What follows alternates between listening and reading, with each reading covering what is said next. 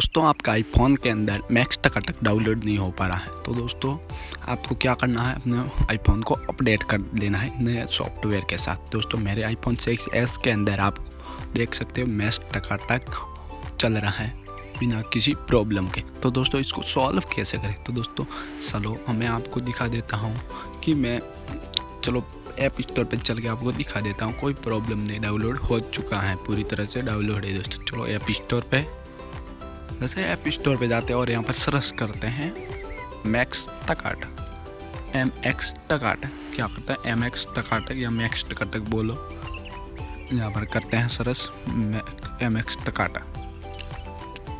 जैसे ही करते हैं MX टकाटक डाउनलोड, तो दोस्तों ओपन का ऑप्शन आ जाता है, क्योंकि मेरे ऑलरेडी पहले डाउनलोड की हुआ है ऐप।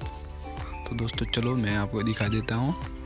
अब सेटिंग के अंदर जाकर के आपको अपडेट रखना है फ़ोन, तो ही हो पाएगा किसी भी आईफोन के अंदर। तो जनरल के अंदर जाकर अबाउट के अंदर जाते हैं। तो दोस्तों मेरा अपडेट लेटेस्ट वर्जन है 14.4.2 का। आपको अपने आईफोन को लेटेस्ट अपडेट पर अपडेट कर देना, जिससे आपका कोई भी ऐप चलने में दिक्कत नहीं होगी दोस्तों।